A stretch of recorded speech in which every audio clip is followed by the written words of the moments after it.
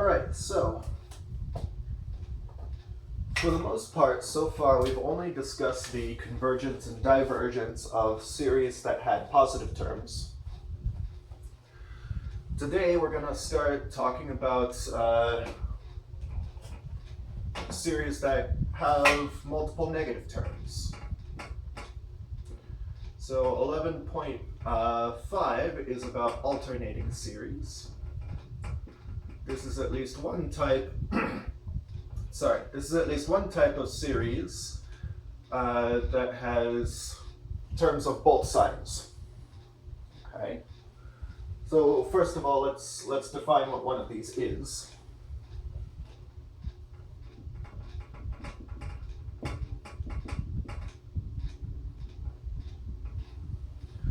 Okay, so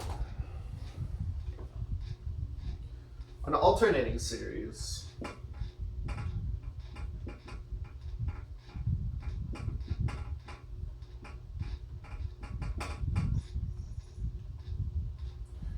is a series whose successive terms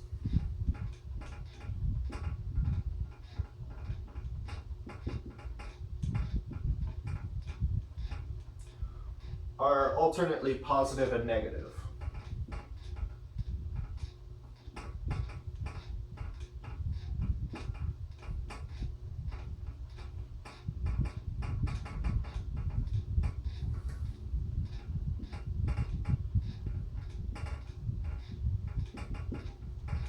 Okay, so that means the sign flips back and forth every single term. Okay, let's look at a few examples.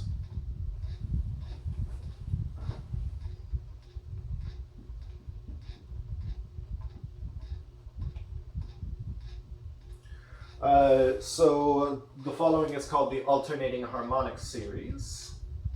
This is the sum from n equals 1 to infinity of -1 to the n plus 1 divided by n. And let's just look at a few a few terms of the alternating harmonic series, just to see what this looks like. Well, if n is 1, then this is going to be 1. If n is 2, then this is going to be -1 over 2. If n is 3, this is going to be +1 over 3. If n is 4, this is going to be -1 over 4. N is 5, this is going to be +1 over 5, -1 over 6, +1 over 7, -1 over 8, and so on. You get the idea. Okay? So this is an alternating series because every single term, the sign is flipping back and forth between negative and positive. Okay? And like I said, this is called the alternating harmonic series because, as you can see, it's pretty much the harmonic series, except the signs keep flipping back and forth. Okay. Let's look at another example. So suppose we have the sum from n equals 1 to infinity of -1 to the n times n squared. So when n is 1, this is going to be -1 squared. When n is 2, this is going to be +2 squared. When n is 3, this is going to be -3 squared. When n is 4, this is going to be +4 squared, then -5 squared, then +6 squared, then -7 squared, and so on. Okay, again, this is an alternating series because every term, the sign is flipping back and forth between positive and negative. Okay. Also, just so you're aware, it can happen that an alternating series will not look exactly like this. So if you have, for example, sum from n equals 1 to infinity of the cosine of n pi, it turns out that the cosine of n pi, when n is an integer, is always the same as negative 1 to the nth power. Okay? Right, because if we have cosine of 1 pi, well, that's going to be negative 1. Cosine of 2 pi, that's going to be 1. Cosine of 3 pi, that's going to be negative 1. And then cosine of 4 pi, cosine of 5 pi, cosine of 6 pi, cosine of 7 pi, and so on. Okay?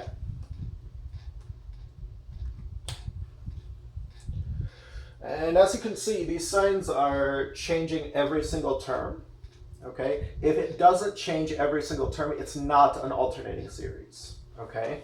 So for example, if you replace this plus with a minus, so that the first two terms, so that so that it goes positive, negative, negative, negative, positive, negative, positive, negative, positive, negative, positive, and so on. That's not an alternating series anymore. Okay, it has to flip its sign every single term. Okay, if it messes up once, not an alternating series anymore. Okay.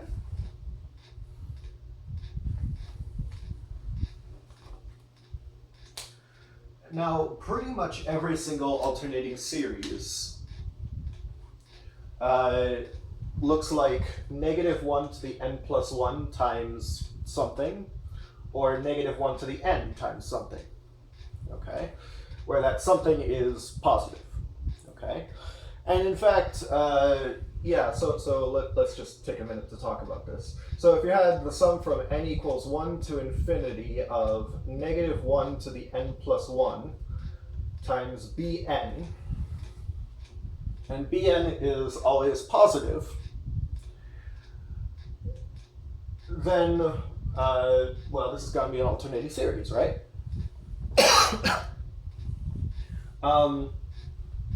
Also, let's just point out that the absolute value of negative 1 to the n plus 1 times bn, well, this is the same as the absolute value of negative 1 to the n plus 1 times the absolute value of bn. Okay? Now, as I said, bn we're going to assume is positive, so that means that it is its own absolute value. So that means that taking the absolute value of bn does nothing to bn, so this is still just bn. As for this part, though, negative 1 to the n plus 1, that's either going to be 1 or negative 1, depending on whether n is even or odd, right? Either way, though, the absolute value of that is just 1. So this is just 1 times bn, which of course is just bn. Okay? So what's going on here is bn is the absolute value of the terms in an alternating series. Okay? And again, this is all assuming that bn is positive, which every single alternating series you'll be able to write in some form like this. Including this one, because, as I said, cosine of n pi is the same as negative 1 to the n.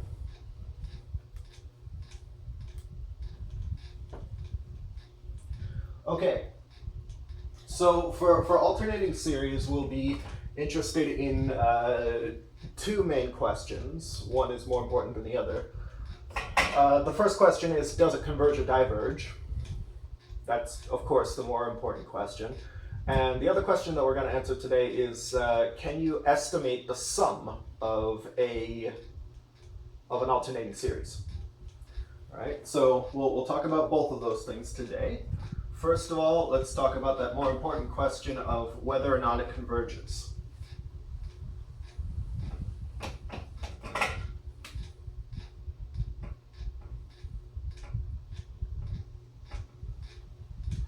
Okay, so in order to determine whether an alternating series converges or not, there's this very useful theorem that's just called the alternating series test. So this is the alternating series test.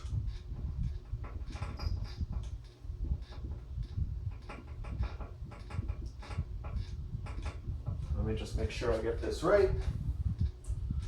So, let the sum from n equals 1 to infinity of negative 1 to the n plus 1 times bn be an alternating series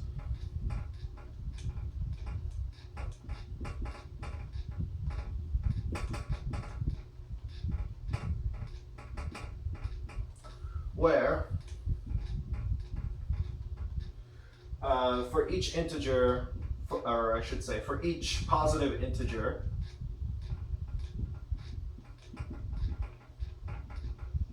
which we're calling n, bn is positive, or in other words, it's greater than 0. Okay, if both of the following conditions are true, first of all, the sequence of absolute values, in other words, the sequence of all the bn's, is eventually decreasing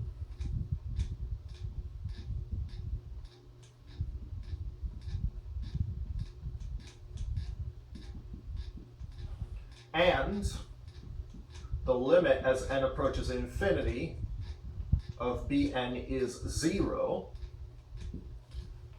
then the series sum from n equals 1 to infinity of negative 1 to the n plus 1 times bn is convergent.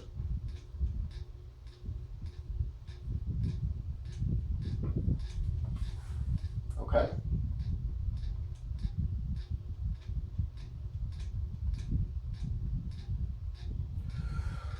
All right, so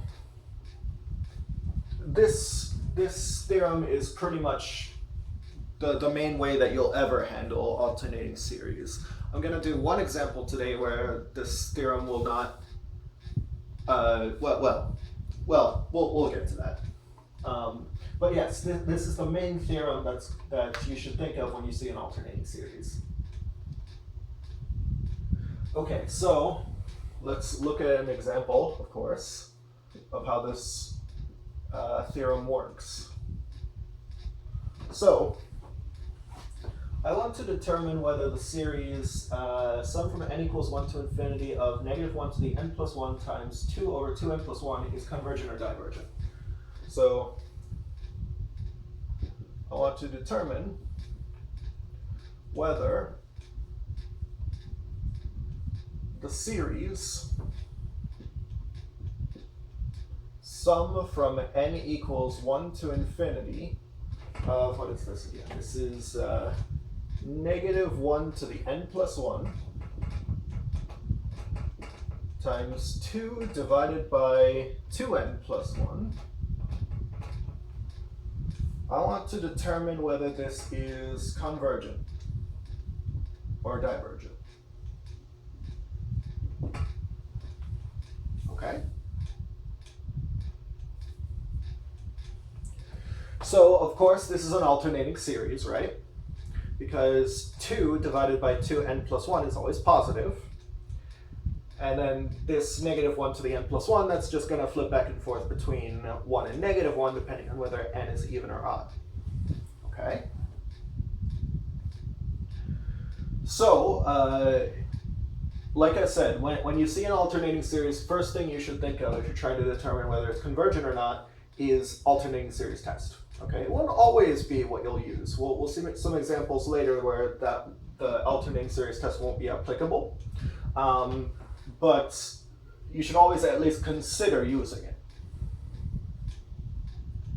So, what we've got to do is take the sequence of absolute values, which the theorem calls Bn, and here the sequence of absolute values is just 2 divided by 2n plus 1. So that's the sequence that we're calling Bn. Okay. First of all, we need to figure out whether this is eventually decreasing or not. It is, because let's think about this for a second. If you take 2 over 2 times n plus 1 plus 1, well, that's just going to be 2 divided by 2n plus 3. Now, that has a larger denominator than 2 divided by 2n plus 1. Okay, if it has a larger denominator, then the whole fraction has to be smaller. So we get this inequality, right? Now, that thing on the right here is what we're actually calling Bn, and this thing on the left here is what we're calling Bn plus 1. And so this demonstrates that Bn plus 1 is always less than Bn, which means that the sequence is decreasing. And of course, if it's decreasing, then it's eventually decreasing. Okay?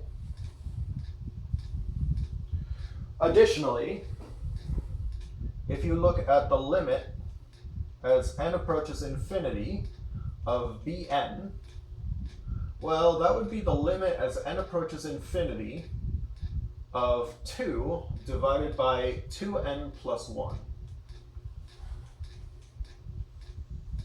Now, as n approaches infinity, of course, 2n plus 1 will also approach infinity, and so that whole fraction will approach 0.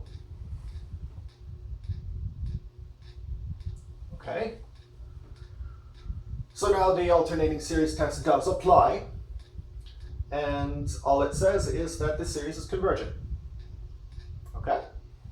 So, by the alternating series test, which I'm often going to abbreviate as AST, just because alternating series test is a long phrase to have to write out every single time.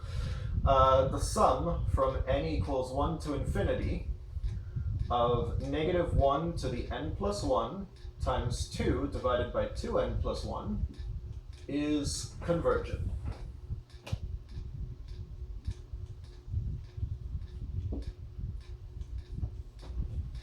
Okay? And that's all you've got to do. If you're dealing with an alternating series and the alternating series test applies, it's convergent, end of story. Okay? So let's do another example. Let's see, next up we have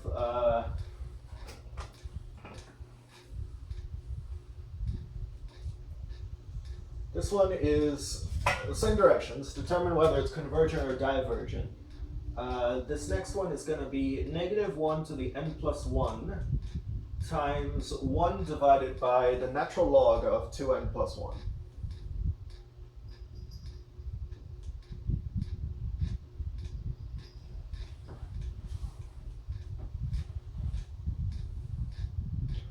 Okay, so again, we need to take the sequence of absolute values of the terms. So the absolute values of these terms would just be 1 over the natural log of 2n plus 1. We don't have to worry about whether that's negative, because the natural log can be negative, but it's only negative if the argument is less than 1. And 2n plus 1 is not less than 1 for any positive integer n. Okay, so the smallest 2n plus 1 will ever be is 3. So natural log of 2n plus 1 will always be positive. Okay, so then that tells us that this is the sequence of absolute values. So then we want to determine whether it's increasing or decreasing. Now, just like in the integral test, sometimes the function is a little more complicated, and in order to tell whether it's increasing or decreasing, you have to take the derivative and figure out where that's negative. But in the previous example and in this example too, it's easier than that. It's easier than that because when you increase the denominator, you're just gonna make the fraction smaller. So Yes, if we were to take 1 over natural log of 2 times n plus 1 plus 1, so that would be what we call bn plus 1, right? That's the same thing as 1 over the natural log of 2n plus 3. Now, natural log of 2n plus 3 is larger than natural log of 2n plus 1, which means that this is a smaller fraction than 1 over natural log of 2n plus 1. And that's what we call bn. Okay, so that shows that this sequence of absolute values is decreasing and therefore eventually decreasing. Additionally, if we look at the limit as n approaches infinity of bn, well, that's the limit as n approaches infinity of 1 over the natural log of 2n plus 1. Now, as n approaches infinity, 2n plus 1, of course, also approaches infinity, and then the natural log of something approaching infinity approaches infinity. So then this whole fraction just approaches 0.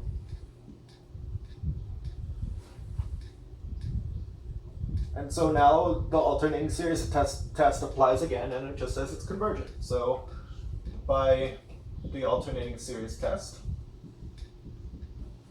the series is convergent.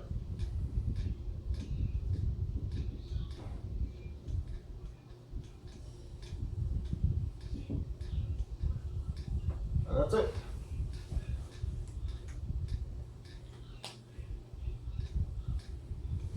Let's do another one.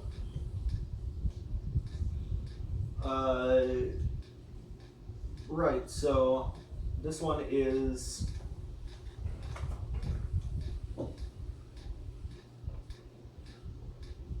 the sum from n equals 1 to infinity of negative 1 to the n multiplied by n squared divided by n squared plus n plus 1. And once again, we're trying to determine whether this is convergent or divergent.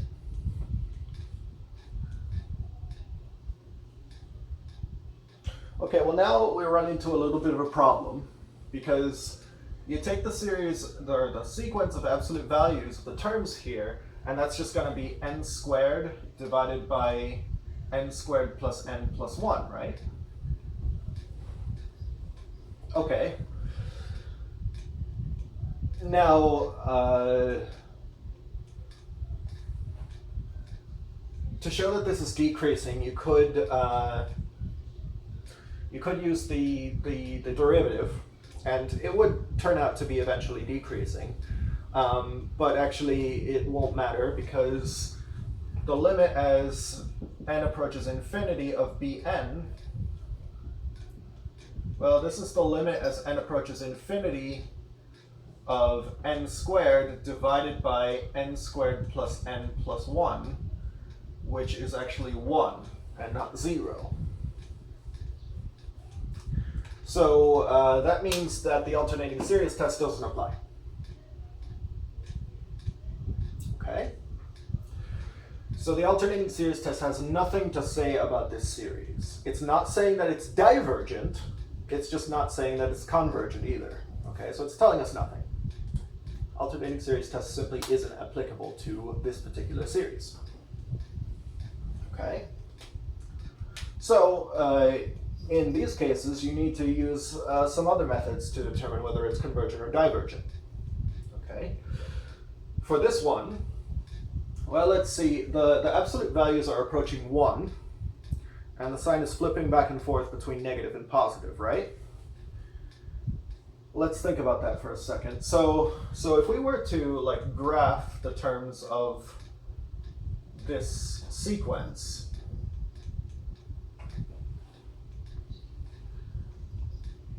if we were to graph the terms of this sequence, okay, they'd start out, let's see, it'd start out at 1 divided by 3, okay?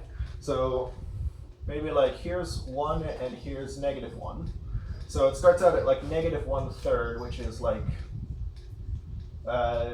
close to here, I guess. And then when n is 2, this becomes 4 divided by 7. That took me too long. 4 divided by 7, which is just a little bit more than 1/2. So that might be like right there. And then if you take the third term, well, that's also going to be a little bit larger in absolute value, a little bit closer to 1, but it's going to be negative. And then you take the next term, and then that's also going to be even closer to 1. The next term is going to be even closer to -1. The next term is going to be even closer to 1. The next term is going to be even closer to -1. The next term is going to be even closer to 1. You see where this is going? Okay. So what we're going to get here is a kind of horizontal asymptote, except not really, because it's not actually tending towards this line and staying towards that line, and similarly it's not tending towards this line and staying close to this line. It's bouncing back and forth, right? So what we're seeing here is that this sequence of absolute values, it's actually oscillating between -1 and 1, and it's not getting anywhere near 0. In fact, it's getting further away from 0 as time goes on, right? So as a result, if we were to look at the limit as n approaches infinity of -1 to the n dn, we'd have the problem where this doesn't exist because it's not approaching a particular value. It's just bouncing back and forth between numbers that are getting closer to 1 and numbers that are getting closer to -1. So this does not exist.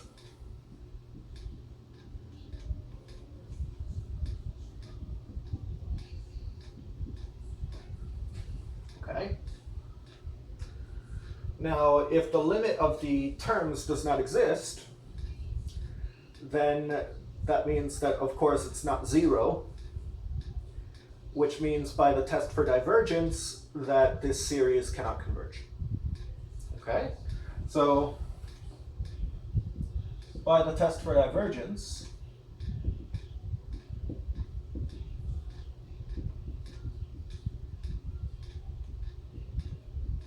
the series diverges.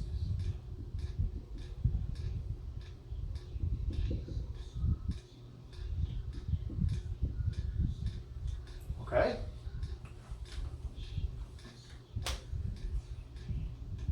And that's typically what's going to happen when this limit is not 0.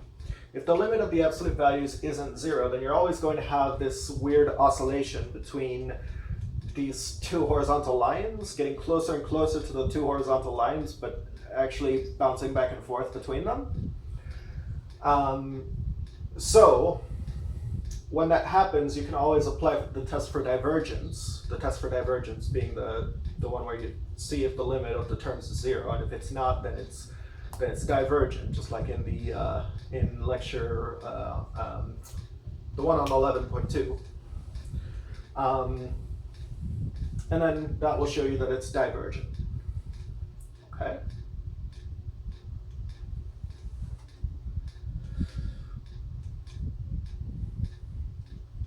All right, let's look at another example, shall we?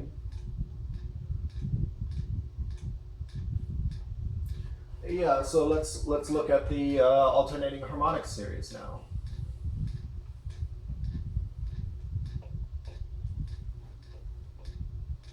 So this one, as I mentioned before, this is the sum from n equals 1 to infinity of -1 to the n plus 1 times 1 over n, which, yeah, that's called the alternating harmonic series. Now, the absolute values of those terms are just 1 over n. Okay. So let's think about this for a second. If we want to apply the alternating series test, first of all, we need to know that this sequence of absolute values is eventually decreasing. And it is. In fact, it's strictly decreasing because if you take 1 over n plus 1, well, that's always going to be less than 1 over n. And 1 over n is what we call bn, and 1 over n plus 1 is what we call bn plus 1. So this shows that the sequence is always decreasing, and therefore eventually decreasing, of course. And then if you take the limit as n approaches infinity of bn, well, that's just the limit as n approaches infinity of 1 over n, which is just 0, right? So by the alternating series test,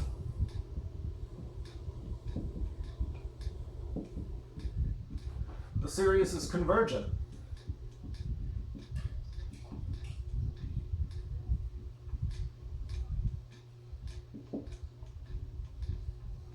Okay. That's a little bit weird, right? Because you know, if this negative 1 to the n plus 1 weren't there, if it were just the sum of 1 over n, then it would be the harmonic series, which we know that's divergent, right? But yeah, if you put this negative 1 to the n plus 1 there, now it's convergent. Alternating series test. Okay. Let's do another one.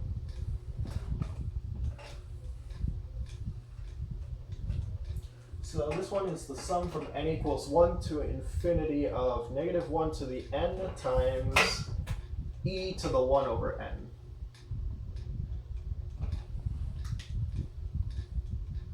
Okay. Well, once again, the limit as n approaches infinity of e to the 1 over n, which is, of course, bn is e to the 1 over n, the sequence of absolute values. This limit, well, 1 over n is approaching 0, which means that this whole thing is approaching e to the 0, which is 1. Okay, so the alternating series test doesn't apply.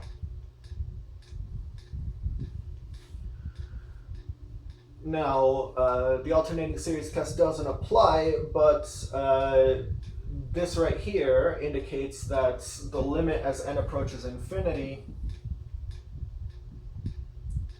of negative 1 to the n times e to the 1 over n, this won't exist.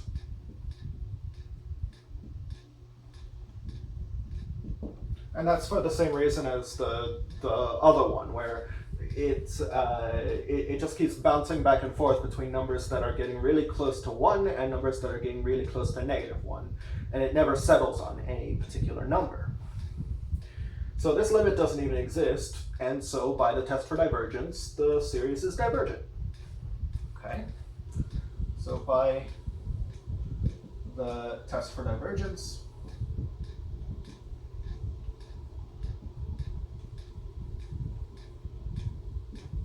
the sum from n equals 1 to infinity of negative 1 to the n times e to the 1 over n is divergent.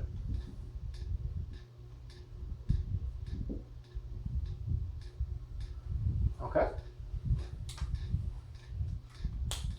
And typically that's all you're going to do when you have an alternating series. You see an alternating series, the first thing you should check is whether it passes the alternating series test. If it does, it's convergent, and then you're done. If it does not, then a good next place to check would be whether the test for divergence indicates that it's divergent.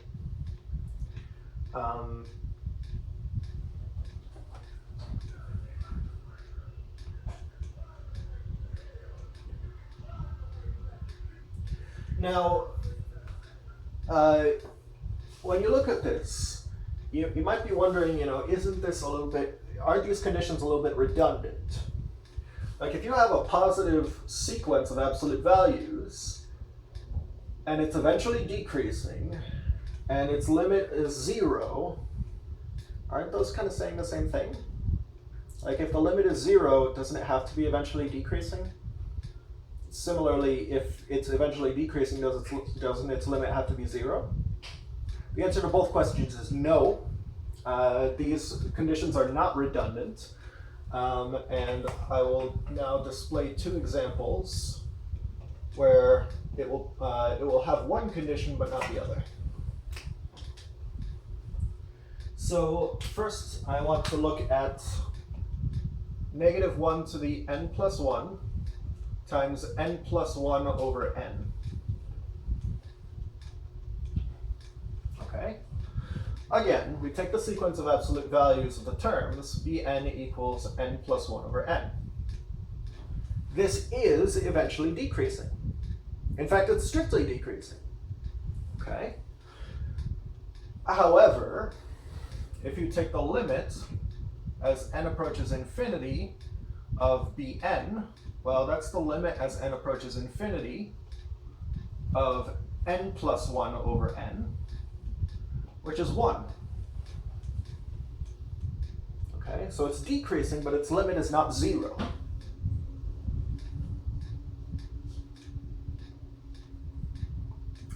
And so that means that the alternating series test doesn't apply. However, since the limit of the absolute values is not 0, that means that the limit of the absolute values flipping back and forth, or in other words, the limit of the terms, -1 to the n plus 1 times Bn, this won't exist. Because again, we get that oscillation between numbers close to 1 and numbers close to -1. So this doesn't exist, so that means that by the test for divergence,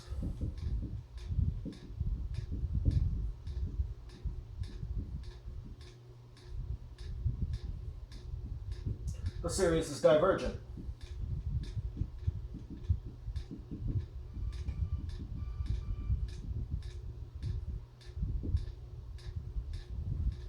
Okay. Let me just get a new marker because this one's starting to fade on me. All right, so this shows that it can be eventually decreasing without its limit being 0. Well, if its limit is 0, it's eventually decreasing, right? No.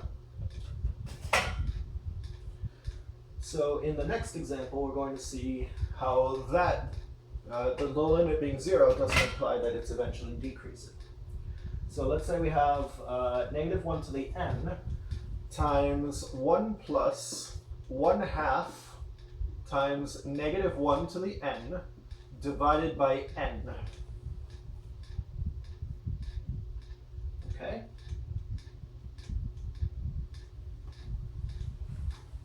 So now the sequence of absolute values, in fact this is 1 plus 1/2 times -1 raised to the n divided by n. And you look at that, you're like, how do you know that's positive? I know that that's positive because -1 to the n is either 1 or -1, right? If -1 to the n turns out to be 1, then this is 1 plus 1/2 divided by n, and of course that's positive. If -1 to the n happens to be -1, then this is 1 minus 1/2 over n, so that's 1/2 over n, and that's still positive, right? Okay. So I just want to point out that this is going to be equal to 3/2 divided by n if n is even, and 1/2 divided by n if n is odd.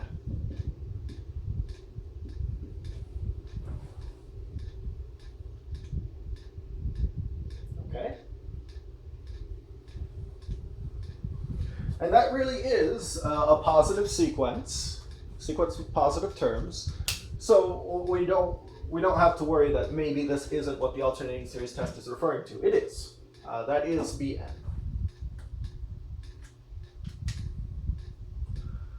Okay, now the limit of this is 0. The limit of this is 0. You can tell that by the squeeze theorem from Calculus 1. Okay? As this denominator becomes very, very large, and the largest that this numerator can be is 3/2, it's going to approach 0. Okay? So the limit of Bn is 0.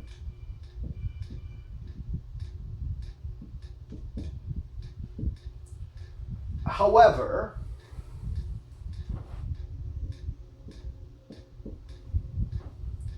let's see, how do I say this in my notes? I'm saying,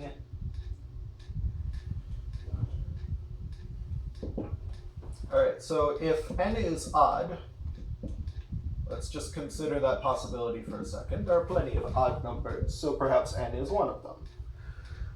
If n does happen to be odd, then that means that Bn is going to be 1 over 2n, right? 1 over 2n.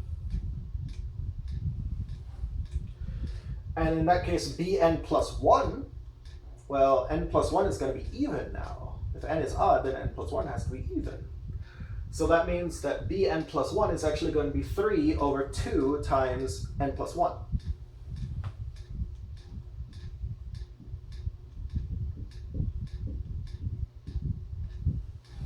Okay. Now,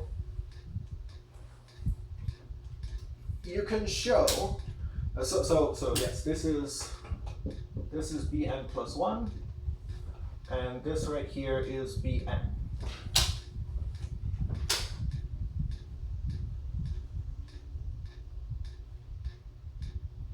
Now, you can show that if you have this setup here where n is odd, then it will turn out that Bn is actually less than Bn plus 1. Okay? If n is even, then it will be the other way around. Bn will be greater than Bn plus 1. But that indicates that this is not decreasing whenever n is odd. Well, of course, there are going to be odd numbers all the way to infinity, so this is not eventually decreasing. Okay? And that means the alternating series test tells us nothing about this. It is not applicable here.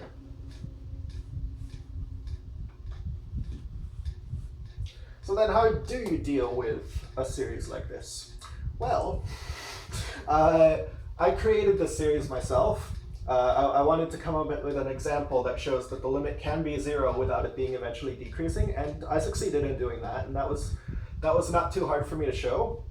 What was hard for me to show was how to determine whether it's convergent or divergent afterwards. That actually took me quite a long time, and that's part of the reason why this lecture is late today. So yes, how do you do this one? Well, first of all, I just want to point out, like I said, this one took me quite a long time, so of course it's too hard of a problem for me to put on like a homework or a test. So I'm of course not going to demand that you know how to do this if such a bizarre series as this were to come up. But I might as well just show you how to do it. So first of all, if you distribute through this -1 to the n, this can be rewritten as n equals 1 to infinity of -1 to the n plus 1/2 -1 to the 2n divided by n. Now, -1 to the 2n, well, 2n, no matter what that is, if n is an integer, then 2n is always going to be even. And if you have -1 raised to an even integer, then all the negatives will cancel out, and so you'll just get 1. So this is the same thing as the sum from n equals 1 to infinity of negative 1 to the n plus 1/2 over n. Which, by the way, that can be split up into the sum from n equals 1 to infinity of negative 1 to the n divided by n plus 1 over 2n. So it's this sum.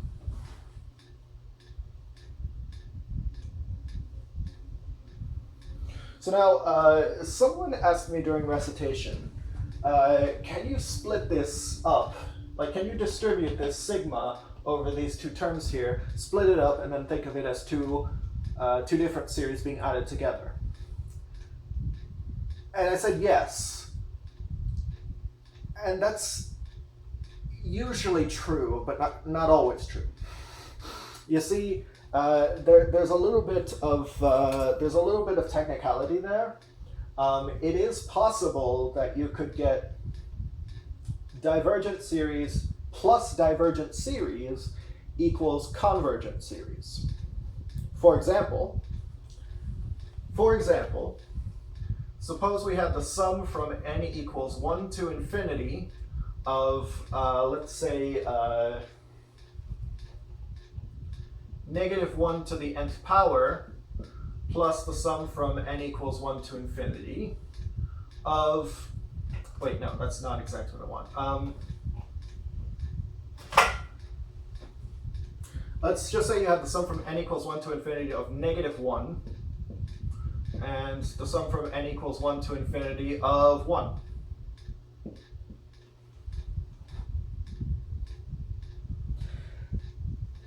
I think we can agree that these are both divergent, right?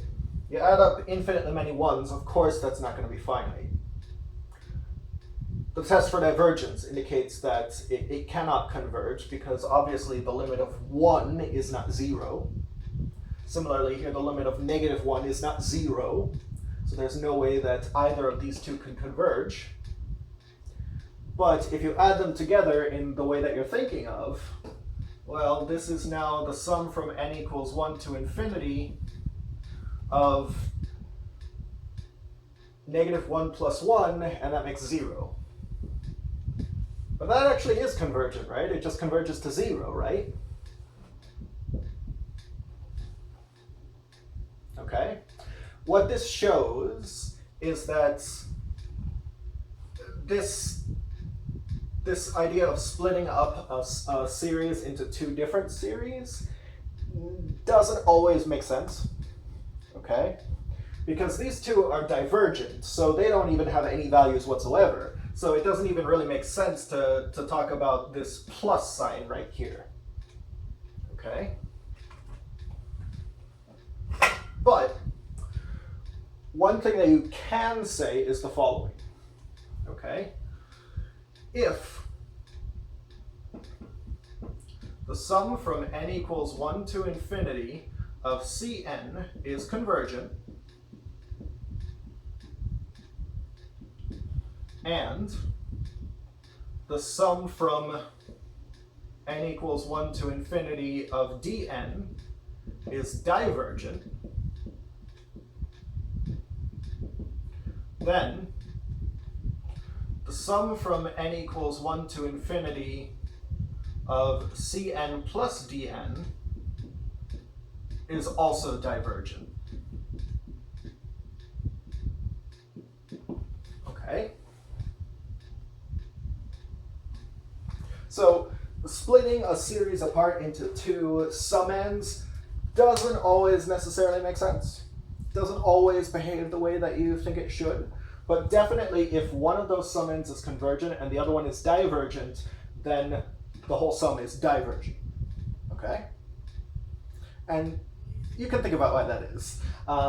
It's not an immensely hard concept, but it just takes a lot of thinking about the definitions. Okay? Now then, what if we were to take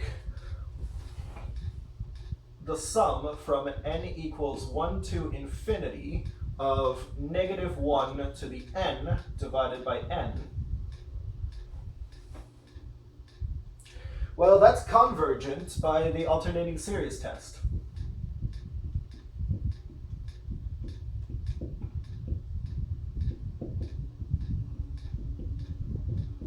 In fact, we did that example earlier, right? This is just the alternating harmonic series. Well, okay, I guess it's actually -1 times the alternating harmonic series, but it doesn't really make a difference, right? As for that other one, the sum from n equals 1 to infinity of 1 over 2n, well, that is just 1/2 times the sum from n equals 1 to infinity of 1 over n. The sum from n equals 1 to infinity of 1 over n is divergent. It's the harmonic series. So if you multiply that by 1/2, of course, that's not going to make it not divergent anymore. So this is divergent.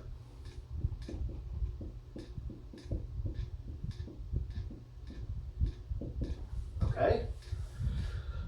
And so then due to this fact right here, this one is convergent, so this is what I'm calling Cn. This one is divergent, so this is what I'm calling Dn. And then if I take their sum, according to this fact, this has to be divergent. Okay?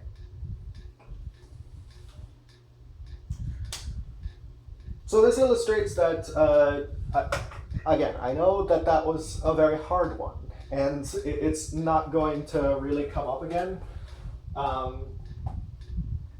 But this illustrates that both of the conditions of the alternating series test are necessary, and they're not redundant, okay? You need both that the limit is 0 and also that the sequence of absolute values is eventually decreasing, okay? Just having one is not enough because, according to this, it can diverge if you only have one. Won't necessarily diverge, but it could.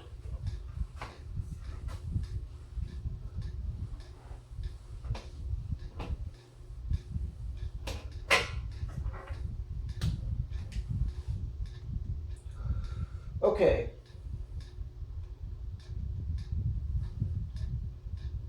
So now there's just one more thing that we should talk about for alternating series. So for any series whatsoever, forgetting about alternating series for a second, for any series whatsoever, if you take the sum from n equals 1 to infinity of an, well, by definition, that's the limit of the partial sums, right? So this means the limit as k approaches infinity of the sum from n equals 1 to k of an, or in other words, the kth partial sum, right? Now,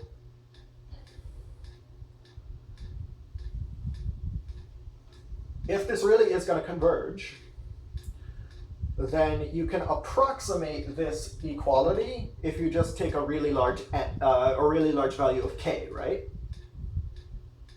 It won't be perfect, but it will be approximately true. So this is approximately true, approximately equal to the sum from n equals 1 to k of an if k is large.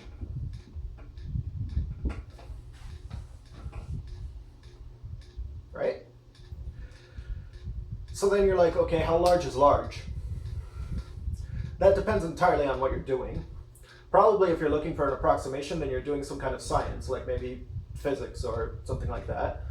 And so in that case, well, again, large is going to depend on the context. Moreover, if I just tell you, yeah, these are approximately equal, but I don't give you any indication of how large the error could possibly be, that's a little bit useless to you. Okay? That's pretty useless to you because now you don't know if you can actually use this in your application or not because you don't know how large the error is going to be. Maybe it'll be significant. You don't know. So, in general, for any old convergent series whatsoever, that's not always great. That's not always great because we don't have an upper bound on how large the error could be. For alternating series, though, there is an upper bound on how large the error can be, and that's given by this next theorem, which is called the alternating series estimation theorem. So, this is the alternating series estimation theorem. Okay. It's the same hypotheses. Let sum from n equal 1 to infinity from of -1 to the n plus 1 bn be an alternating series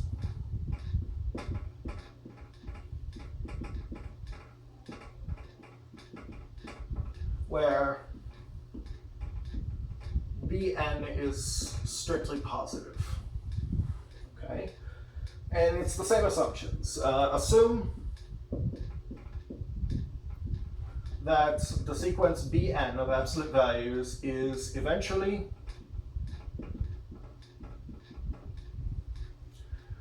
decreasing. Actually, you know what? Let's just say strictly decreasing.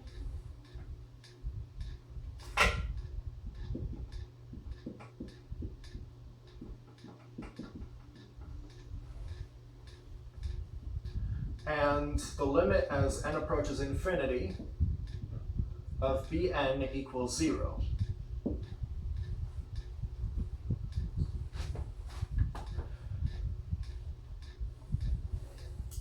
It's a technicality. It's not that important. I just wanted to make sure that I'm not misstating it. Right, so if you have both of these though, then definitely the alternating series test applies, right? And that indicates that this series has to be convergent. All right. So if the alternating series test says that it's going to be convergent, then let's say it converges to S. So let S be the real number that this series converges to. So sum from n equals 1 to infinity of -1 to the n plus 1 bn.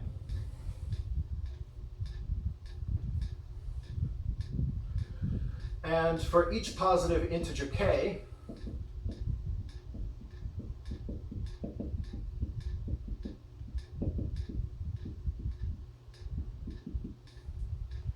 define,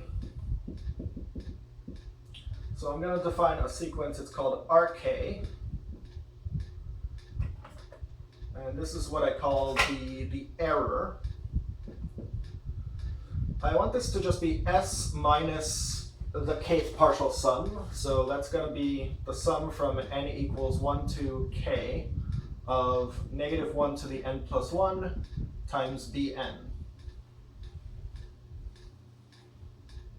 Okay, so it's the error that you'll get if you make the incorrect assumption that this partial sum is exactly equal to the full sum. It's an incorrect assumption, but that's what an approximation is, right?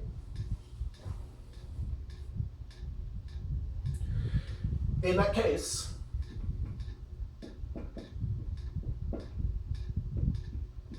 the absolute value of Rk is less than or equal to bk plus 1. Okay? And I just want to point out, bk plus 1 is the first term that you're cutting off when you make this approximation. Okay? In other words, the error, which I'm calling Rk, has an absolute value that is at most as large as the absolute value of the first term that you neglect. So let's see how that works. Of course, we're going to do some examples. So in this example, I'm going to try to figure out, so I want to approximate the sum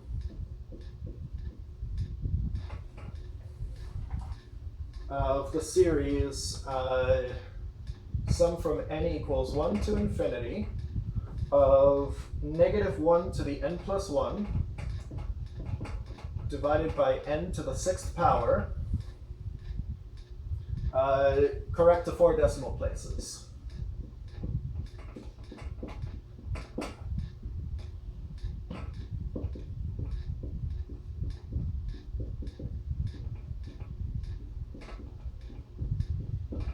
Okay.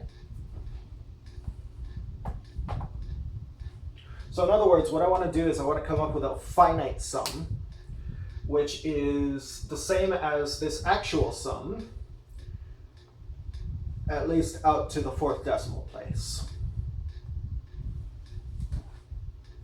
The exact sum, again, like I said, that's harder to find. Just like all the other series that are not geometric or telescoping, that's quite hard. But an approximation is not so hard by this alternating series estimation theorem. So first of all, of course, as you can see, it passes the alternating series test. The limit of 1 over n to the 6th is 0, and 1 over n to the 6th is an eventually decreasing function. In fact, it's strictly decreasing. Okay, so it satisfies our assumptions. So we can just proceed with trying to figure out the rest of the theorem. Okay, here's how we're going to do it. All we're going to do is we're just going to look at a few terms of the sequence Bn. Okay, so first of all, Bn is just 1 over n to the 6th. I just want to look at a few terms of this sequence. Let's see, B1 is going to be 1. B2 is going to be 1 over 2 to the 6th. 2 to the 6th power is going to be 64. 64.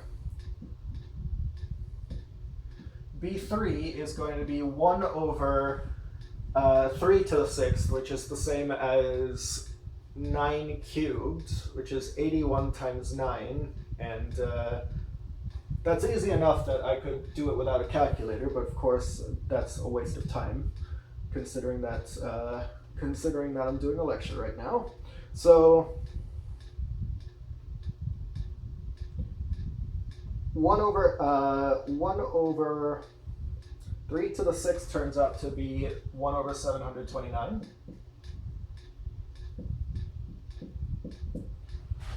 One over 4 to the 6th turns out to be 1 over 1024. And we could keep going. But actually that's enough.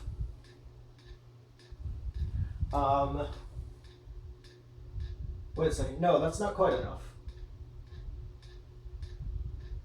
And also I made a mistake here because I mixed up which example I was doing first, so sorry about that. I need to correct this. Okay, this is not 1024, but rather 4096. And then B5, that's 1 over 5 to the 6th, which turns out to be 1 over 15,625. Okay, that's enough. That's enough because it's saying we just need it to be correct to 4 decimal places. All right. What that means is that we want the error, which we're calling RK.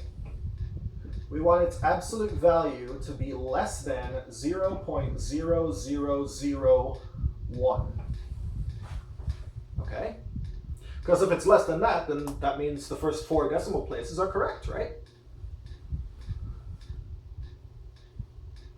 In order to make that happen,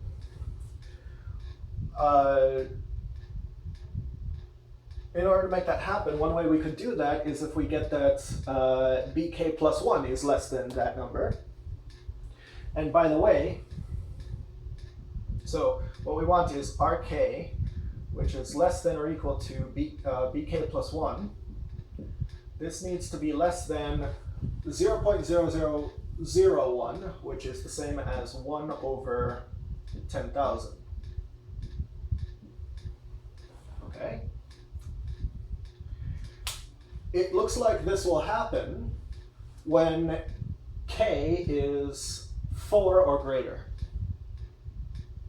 Okay, because if k is 4, then bk plus 1 is b5, and then 1 over 15,625 is indeed less than 1 over 10,000, right? So what that tells us is that if you're doing an approximation here, the first 4 terms are enough.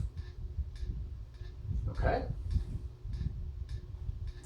So our approximation here, we're going to say that the sum from n equals 1 to infinity of -1 to the n plus 1 divided by n to the 6th, this is approximately equal to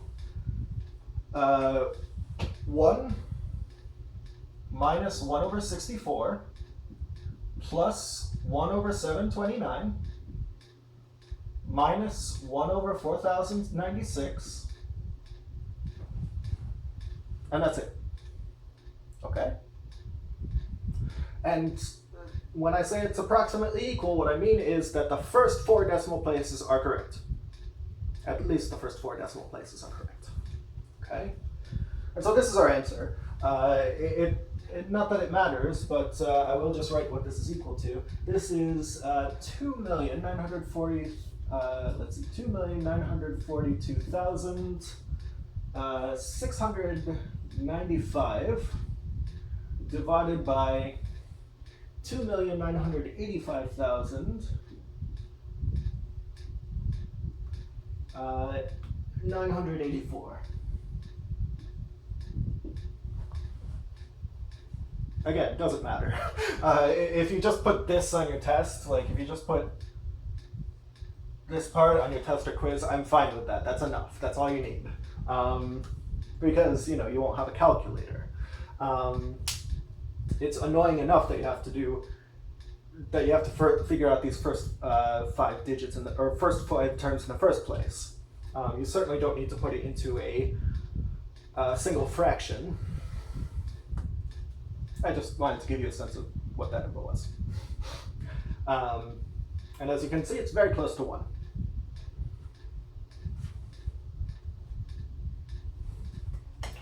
Okay, let's do another example.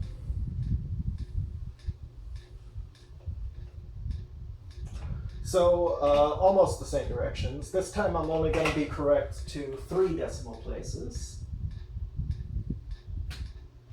And this time I want the sum from n equals 1 to infinity of -1 raised to the n minus 1 divided by n times 4 to the n.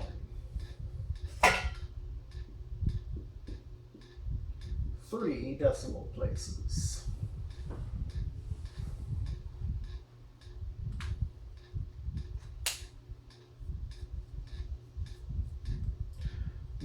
By the way, I just want to point out, -1 to the n minus 1 is the same as -1 to the n plus 1. Right? Because if n minus 1 is even, then n plus 1 will also be even. If n minus 1 is odd, then n plus 1 will also be odd.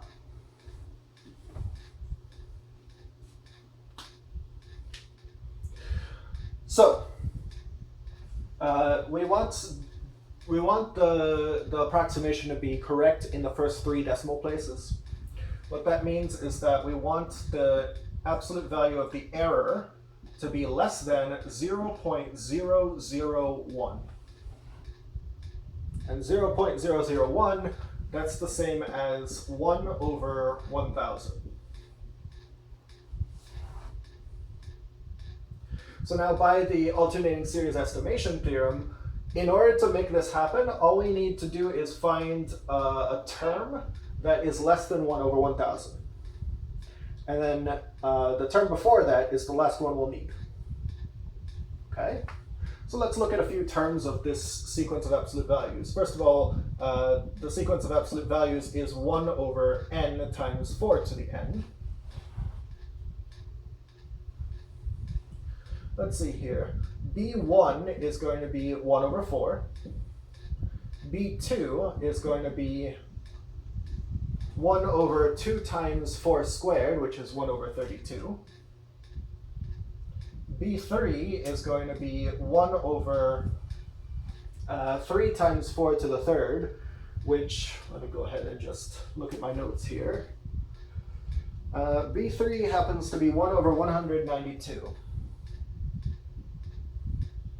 B4, so that's going to be 1 over 4 times 4 to the fourth, or in other words, 1 over 4 to the fifth, and that turns out to be 1 over 1024.